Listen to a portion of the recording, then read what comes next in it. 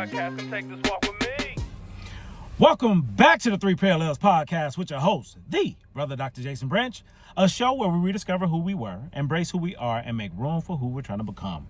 If that is you, him, her, or them, all caps, no blue hat, that means you're in the right place at the right time, because today's episode is designed specifically for you. Who is you? Yo ass. First name yo, last name ass.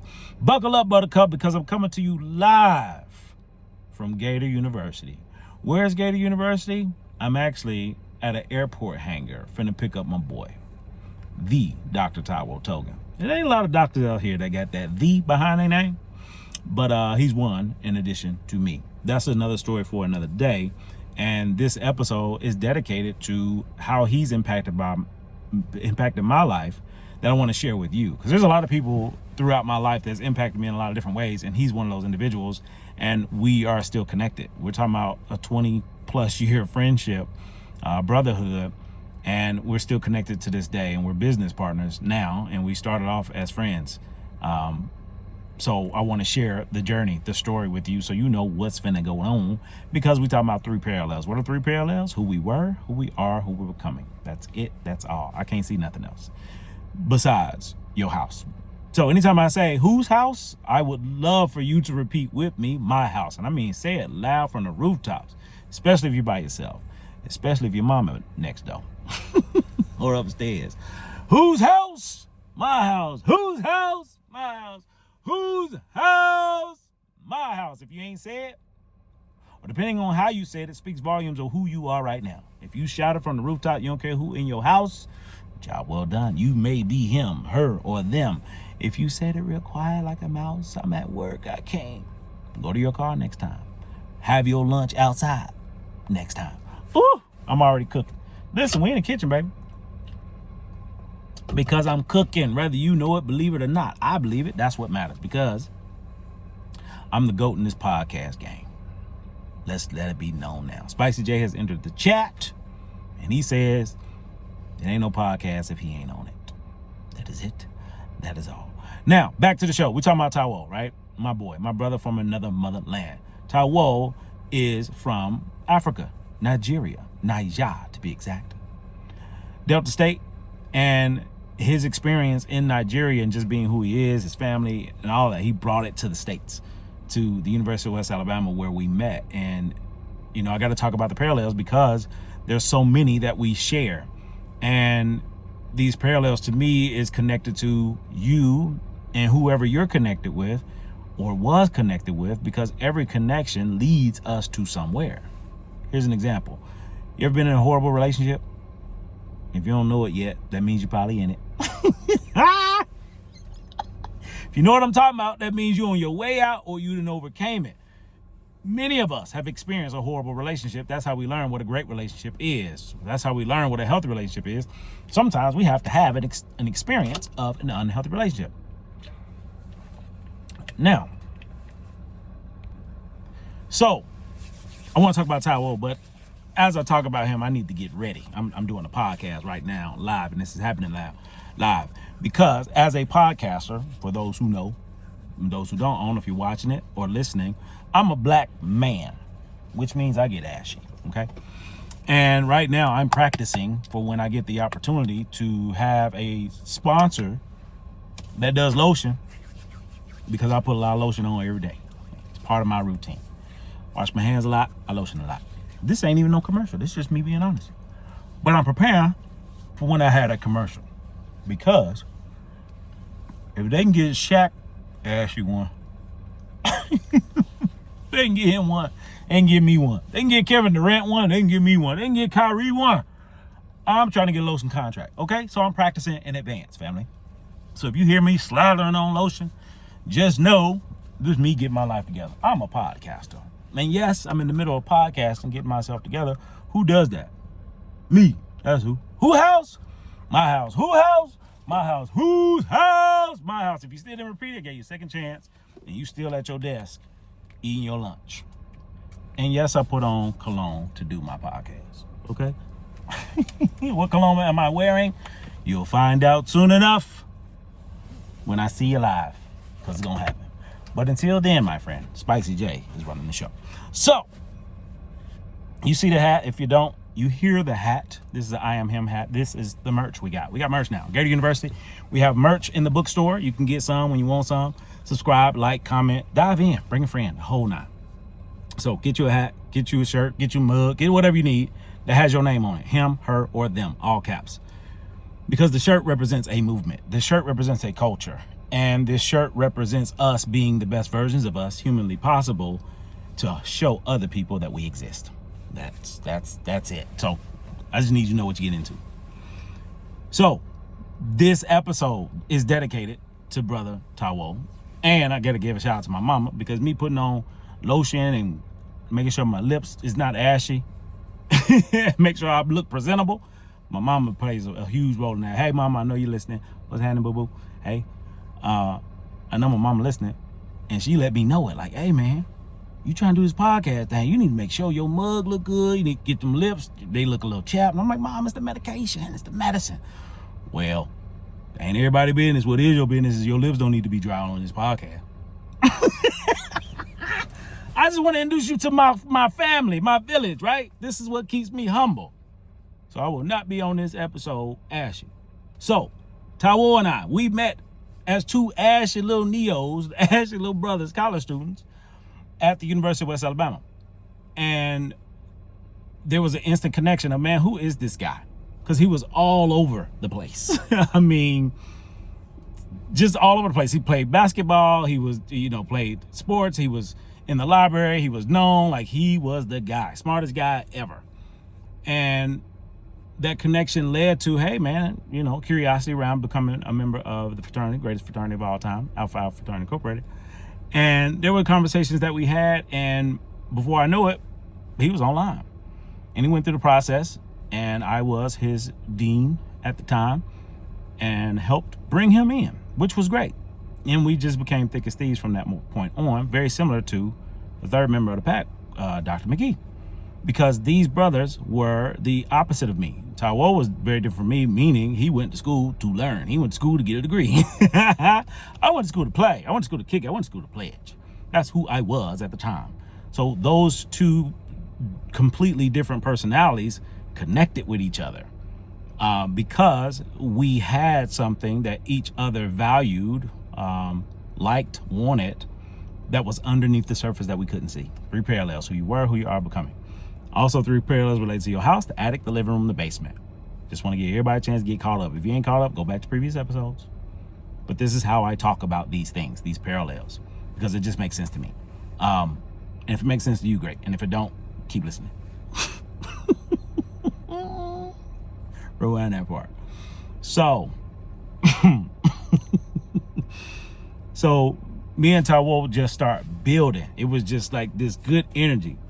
And although we didn't hang in the same circles because we were doing different things, outwardly, externally, internally, there was some kinetic, good energy that we had. And underneath the surface is when we really began to see each other, to understand each other, and to thrive together. Because what was underneath the surface that we learned over time is, man, I would love to be as studious as he is. I would love to take school as serious as he would. I would love to have goals, dreams, desires, and to know that life is beyond Friday night.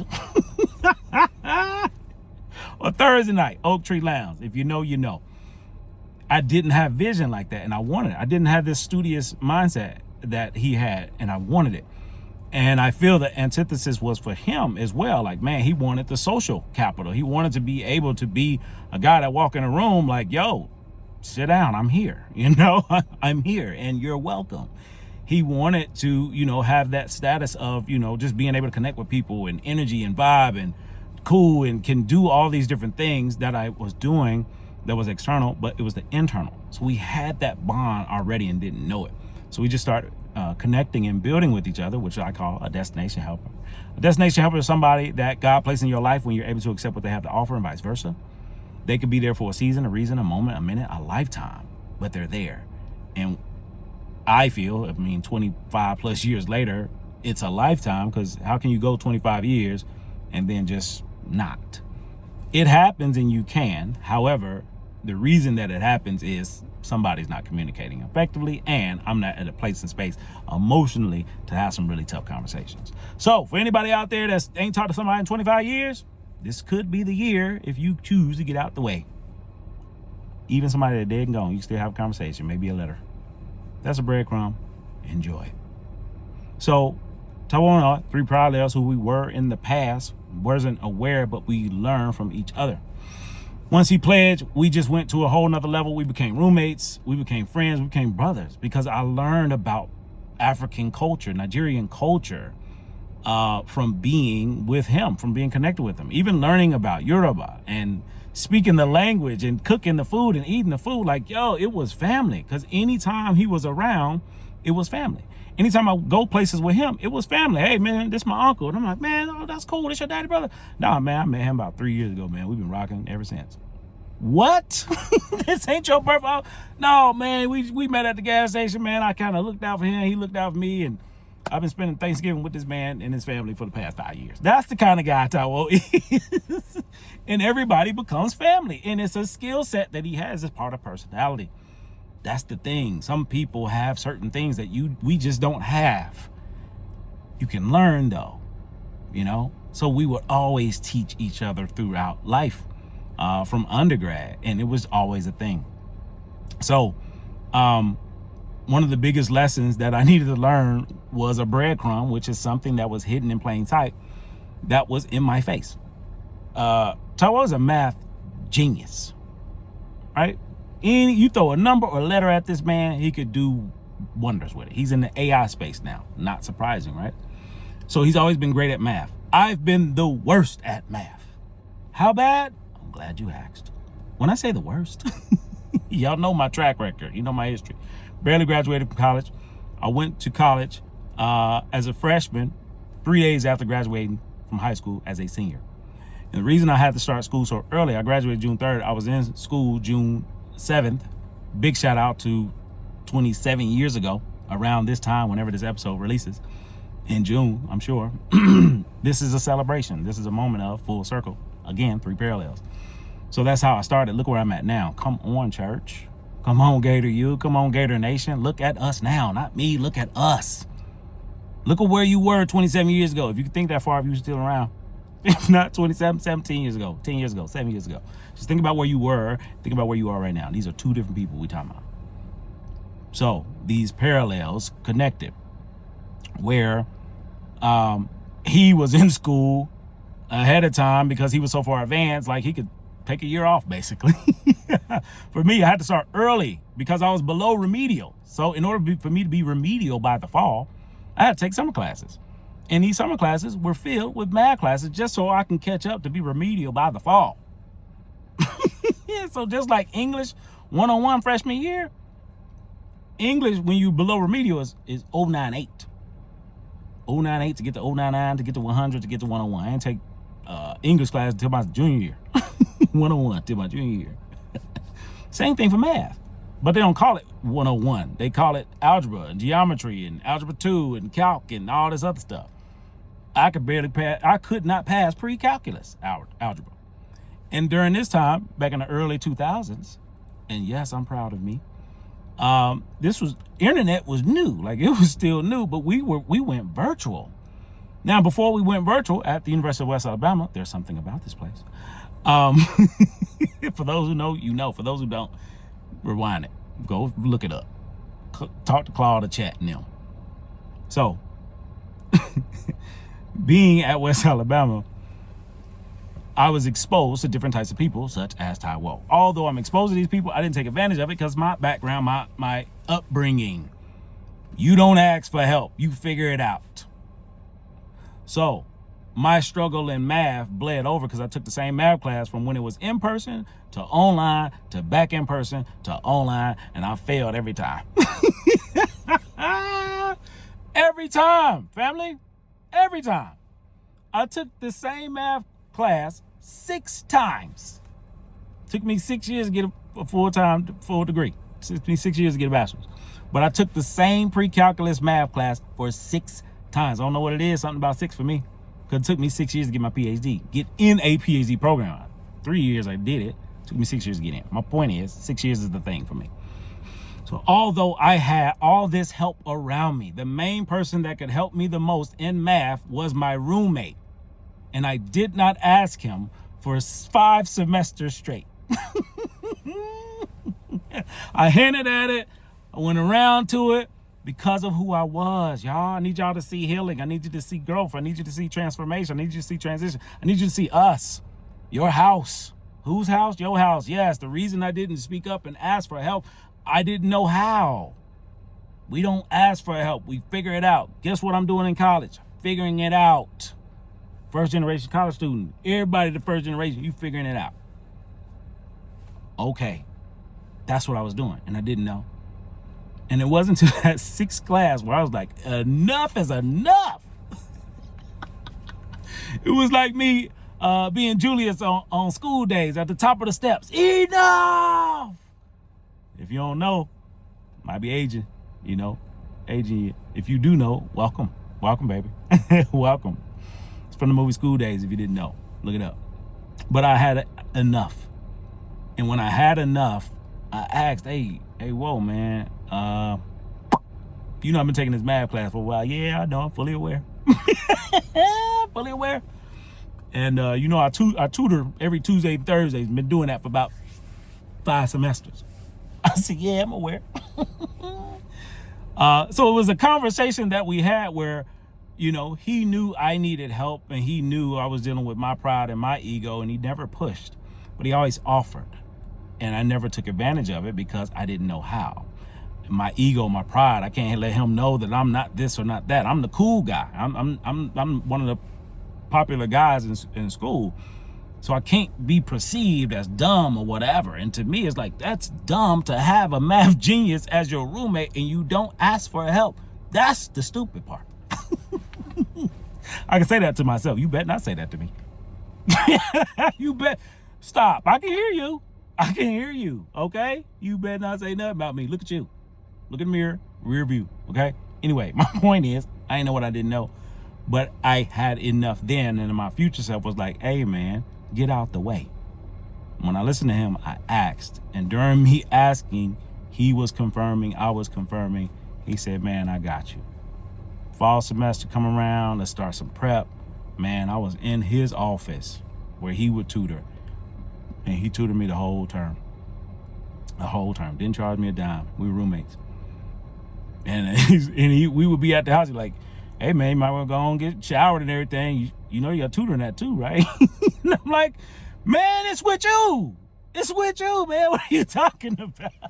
I don't want you to be late, dog. Like, that's the guy, man. That's the guy.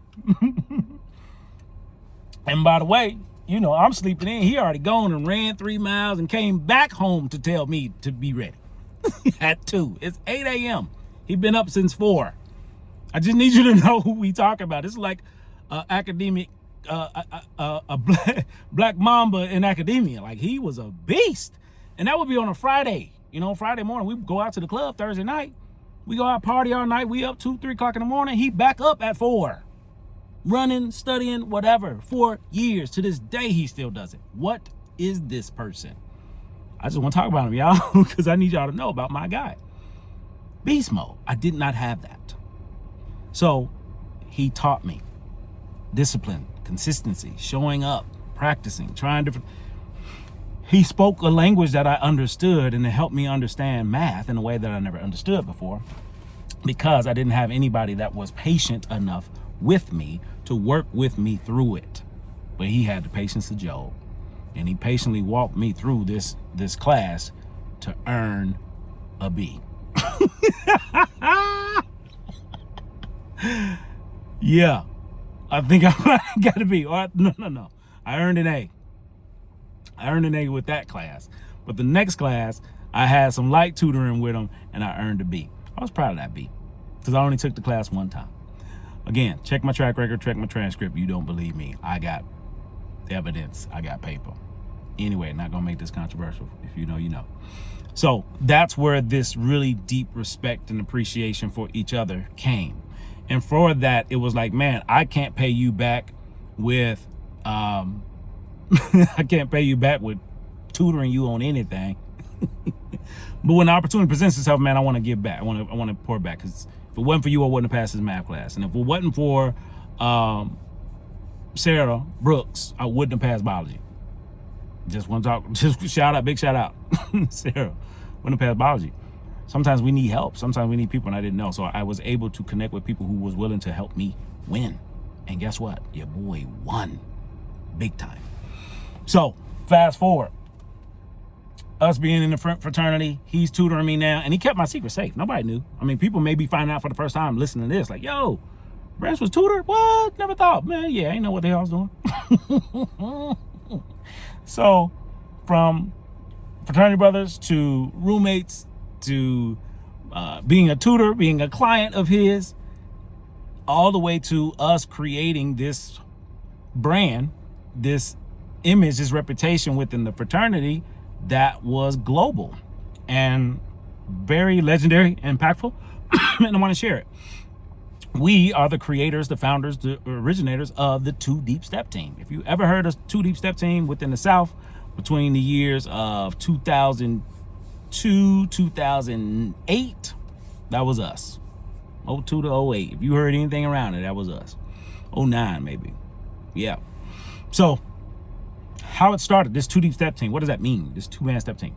So, excuse me, us being in a fraternity, we had a step team. You know, if we were at a party, we would do strolls or struts. It depends on where you are, what you would call it. But it were dances, synchronized dances within fraternity sororities that go around at parties. Then the different caliber is a step team, meaning you do step shows. So you are on stage doing an actual performance. So your boy was on the step team, was on doing step shows, and was the step master. Told you I've been him.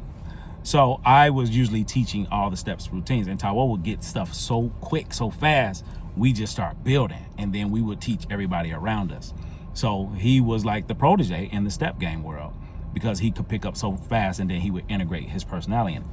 So we were flawless. We were the 2 top guys out of the whole fraternity when it came to step. It was known, everybody knew, wasn't nobody even saying, well, we could, none of that. It wasn't a competition. Only competition is us against each other. And even then, it's like, it's love. It's love. It was never like, man, you better than me, blah, blah, blah. It was always love. So us doing step shows, there was one year where we had a phenomenal step team. We had the most we ever had, probably about 8 to 10 people on the step team. And we did great. We did a great show. We did several shows. We did really well. And then a lot of guys graduated. And once they graduated, that left us with a very small number of people to do the shows, because a lot of the times we're doing step shows for awareness, like marketing, branding, because it was business. Fraternity is a business.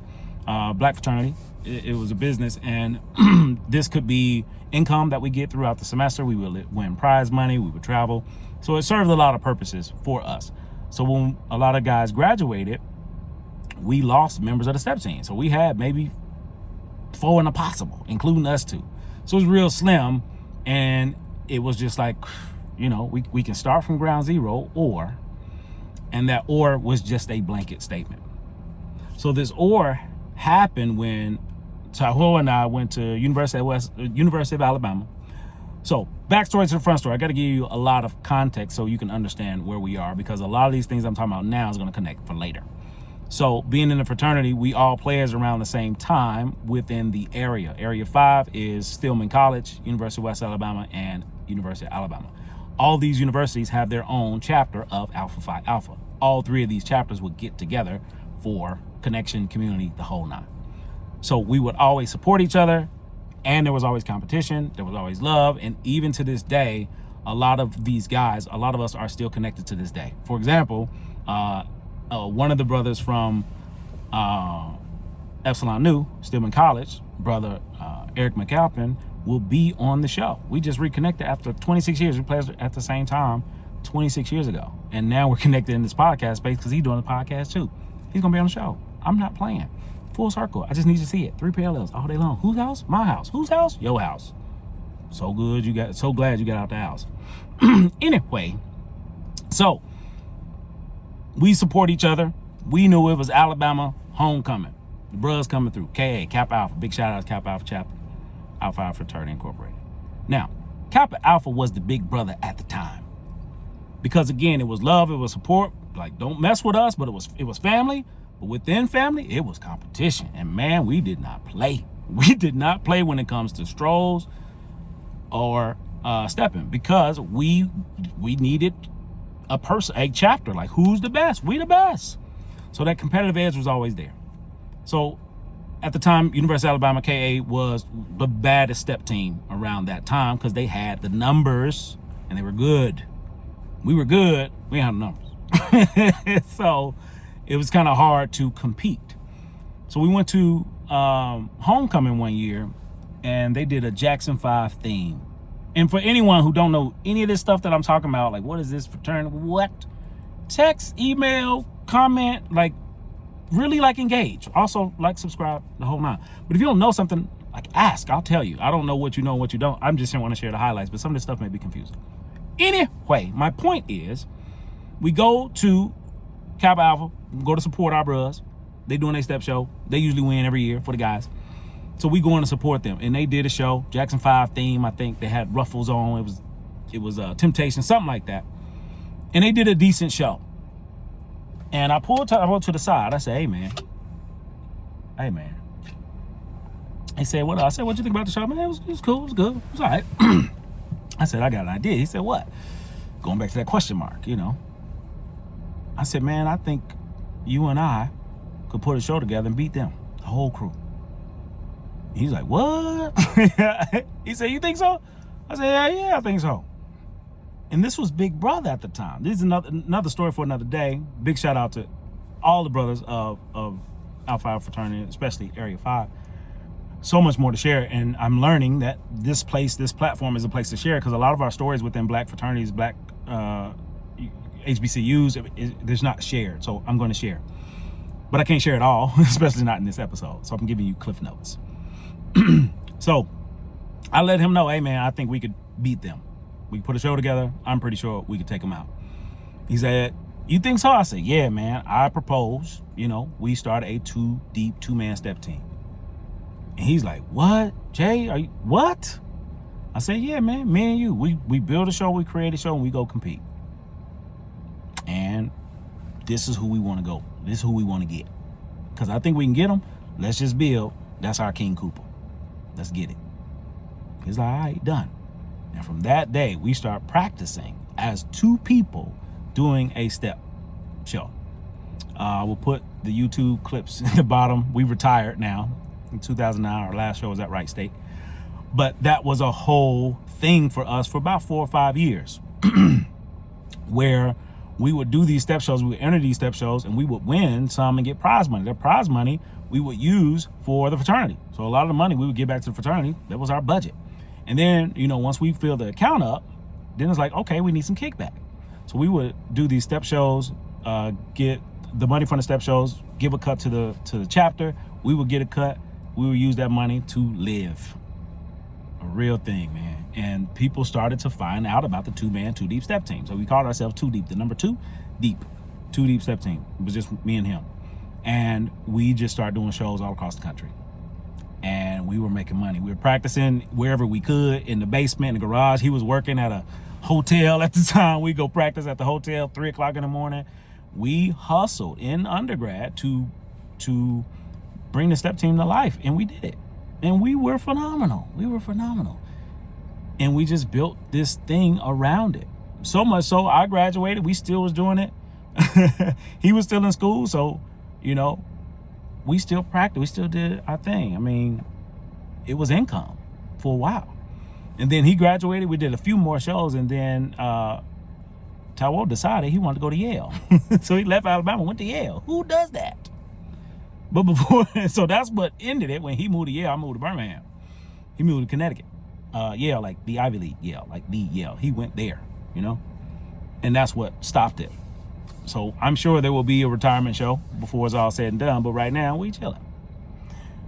But it's a really proud moment, because for us to be a 2-man show and what we've accomplished within that time, that still goes down in history to this day, speaks volumes to us and what we bring to the table. So before we even get to Yale, the opportunity to pay it forward back to him came. And that was doing hardwood flooring. So I got an uncle that is in Tuscaloosa, University of Alabama, and he has a hardwood flooring business. Big shout out to Snow's Hardwood Floor. And that's where I would go for spring break, for summers, just to do some work on the side, bring some money for college. And one year I'm like, yo, whoa, I got room. I talked to my uncle, man. He'll bring you on. You know, gotta sign some paperwork, whatever. You want to get this money? This is my way of paying it forward. What you did to me in tutoring, let me do for you for some hard work and some money. And he was like, cool. Now, neither one of us had a car. The job is 45 minutes away, 45 minutes to an hour away. Neither one of us had a car. Mine broke down. He had one. He had Mike and Knight, his feet, left and right. Left foot, right foot, left foot, right foot. That was it. And a bike. But we had ideas, we had innovation, we had family, we had connection, we had the village. And the village stepped up. Big shout out to Mackie Davis, one of our bros, who let us borrow his car to go to work for the summer. Name somebody else you know let you borrow their whole car for the whole summer. He did it because he had it. So he gave us the car and we used the car for the summer. And it was this thing. We would drive, 45 minutes to 45 back to go do hardwood flooring to make money. And our system, our routine, our consistency was phenomenal because I got it from him. And we would start off, to drive. We'd stop at McDonald's. We order the same thing. That's breakfast, lunch. We'll order a rotisserie. We'll get a rotisserie chicken from the grocery store. Big rotisserie chicken with a sleeve of Hawaiian rolls. That was lunch. Wash it down with a beer, some water, and that was pretty much it. So we were doing hardwood floors, which was back-breaking work on our hands and knees, installing floors all over Tuscaloosa. And those were experiences that we had together that we grew. We just continued to evolve. And being in these different places and spaces, we were exposed to people, places, and things that let us know what was possible. We even had contracts connected to working in Nick Saban's house. I never experienced it, but we were not that far removed from having access to working at Saban's residence. We did houses on golf courses. We did houses on lake. We did houses everywhere. And it was an experience that I'll never forget. From that experience, he was able to buy a car. Full circle. So I share this because I want you to see the breadcrumbs all around us all the time. That's the people that we love, value, respect, that is hidden in plain sight. They're right next to us, and we may not invest or involve or engage because we don't know. But Taiwo and myself were sitting on a gold mine, and we took full advantage of it because he's also a member of the pact. The pact that I made that the three guys will become doctors in our particular field. He was one of those people. I gave him the challenge, and he accepted. And look at us now. So I want you all to see what this looks like of betting on yourself. We bet on ourselves. That's what we've been doing from the beginning. That's what we continue to do, to bet on ourselves. So the last piece I'll share is the Ivy League experience. Because after we graduated, I graduated, he graduated, he decided to go on to pursue an MD, PhD at Yale. Broke the team up. Selfish, went and just left us. Jokes, I'm joking. He decided to pursue a higher education, and he knew he wanted to go and do, and he did it. He's the first person I've ever known to go to an Ivy. And once he got there, and we would talk and catch up, and he was telling me about the people, like his expectations versus the reality, and how difficult it was, and just not being fully prepared, but figuring it out, like just a lot of ups and downs throughout. And it's like, I couldn't imagine, man. I barely got in West Alabama, and I'm still here. I ain't got no advice for you, but be yourself. Be yourself, man. Show them how smart you are. That's all I had. I ain't had nothing else. And he created his own. So about a year or so after he got his bearings together, he said, hey, man, I want y'all to come up for Yale Harvard weekend. And I'm like, what? An opportunity to go to an Ivy League? Oh, my God. What do I wear? Like, I start freaking out. I'm crashing out. What? Because I never stepped foot on an Ivy League institution. Again, I barely got in West Alabama, which many of you ain't never heard of until this damn show. You know about those Ivies, though. So I didn't have a shot in the world. Now this was my chance to see what life is like on the other side. So we planned the trip and we went.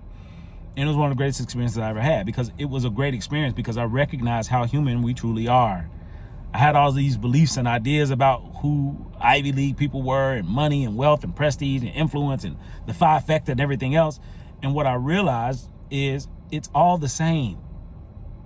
An Ivy is viewed and perceived a certain way because that's the image and branding that it was built on. I don't know if you knew this or not, but Yale is one of the first institutions ever built.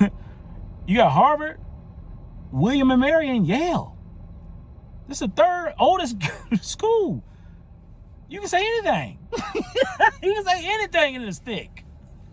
There's people you know right now, sidebar, Spicy J in the building. There's people you know right now that had an unfortunate event that happened to them at school, at home, at work, and you never forgot it. Never forgot it. The unfortunate event for somebody else. Spicy J in the building. Hold on. 2 events happened. There was a girl I was in middle school at 8th grade, and she was talking shit, running out her damn mouth, and I just was like, oh, she was talking about somebody. I said, oh, you gonna get it. Wait till Cassandra find you. You gonna get it. So me being me, just quiet as kept. I'm finna watch what finna happen. Fortunately, this girl was in my class, and Cassandra was on her way in.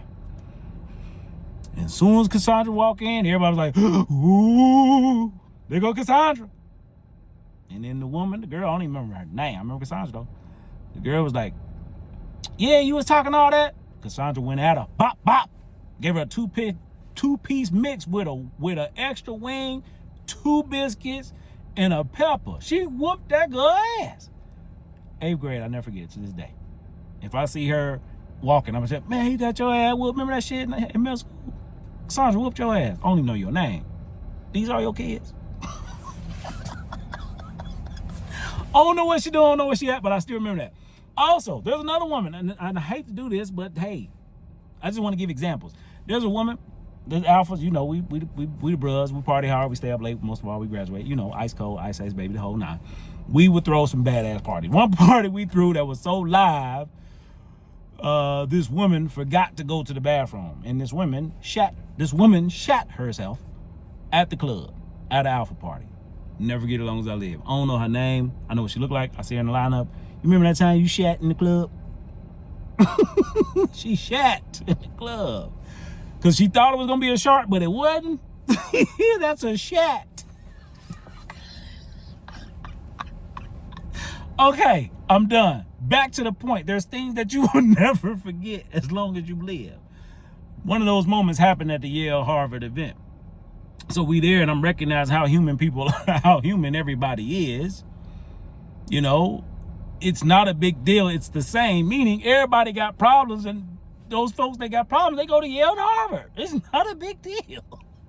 Everybody got stuff going on. Everybody got crap in their basement. Okay, cool. There's nothing wrong with that. It's only an issue when you put your junk on somebody else. There's a lot of folks all over the world putting their shit on you and us and them. Just like at a HBCU, West Alabama, or an Ivy League institution. That's what I saw. What I thought, what I perceived, what I believed from who I used to be was all a belief.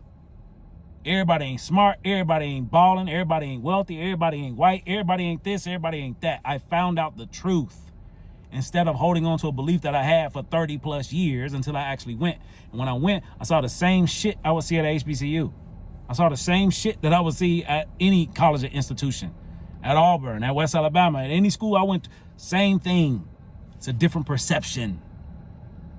And this third story, memorable moment, we were walking around on the yard. It's not even on the yard. It's at the stadium, you know, and there's people that's doing keg stands. They doing lines of Coke. We got mushrooms over here. We got crack over here. We got, you name it. You got a Bentley here. You got a Mercedes here. You got a pickup truck here. It's all people. It's just people. And I ain't never seen no Range Rover, you know what I'm saying, tailgate open and folks just mudding over it. Like, don't care. We just go mud on it. You got muddy boots in the range. Like, what? But it's a car. It's not a big deal. It's like any other car that we treat like shit. Okay. Yeah, they got a chandelier in there, okay, but they eating the same steaks everybody else eating. Perception and reality are two different things. So I learned so much about that experience. I learned so much about people because there were people in there doing the same thing that other people do everywhere else. Being a part of SEC, you know, going to Auburn, I was exposed to a lot of different things, and I saw even more in these different places. But it's the same. So this Ivy League idea is just that, an idea. It's not reality. Reality is it's human beings doing human things with a different name on their school. Whew. And guess what? I got a school, Gator University. Come holler at your boy. Open enrollment happening right now. Imagine Disney, Apple, and Harvard had a menage a boogie, and they had Gator U. That's what we had. Another story for another day. That experience exposed me to drug culture, drug community, a collective, a culture, it just exposed me to so many different things that I didn't even know about. And that what made my experience so great. It was exposure. It was an experience that changed the out trajectory of my life. So the third story that I'll never forget was these students doing keg stands. At different tailgates, they're doing keg stands. And we didn't do no keg stand. We sat back and watched. We watching.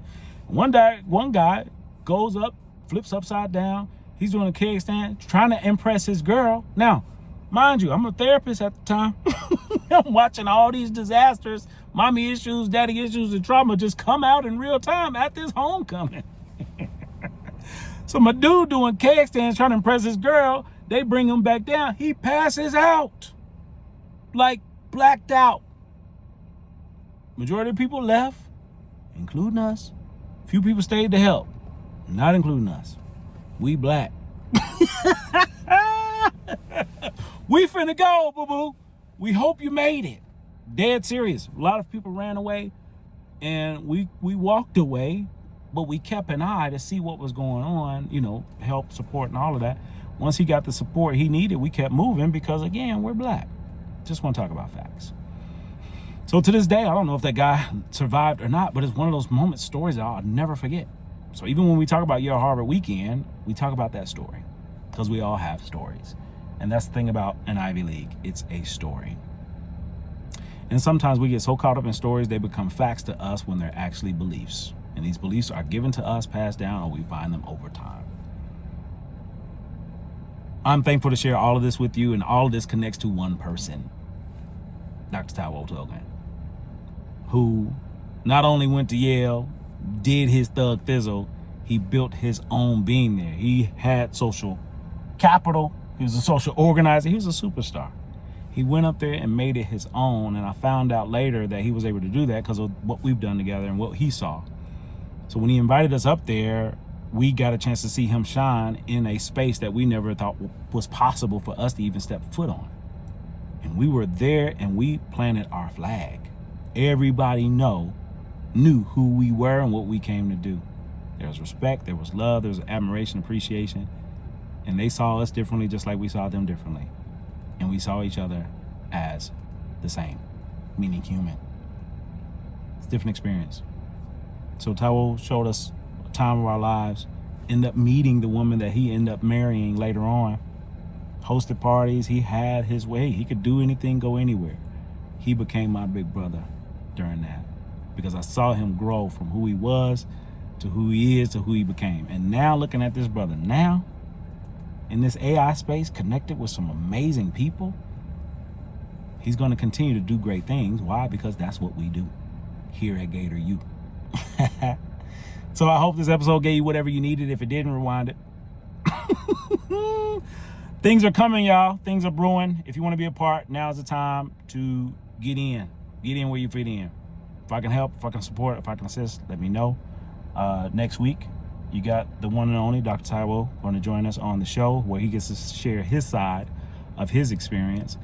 And this show is to give flowers. This episode is to give flowers to Taiwo and to you, to let you know there's people like this in your life right now.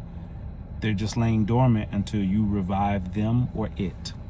There's also people in your life right now that now's a great time to let them go so you can make room for the people that you're attracting based off of your future self. That is it. That is all.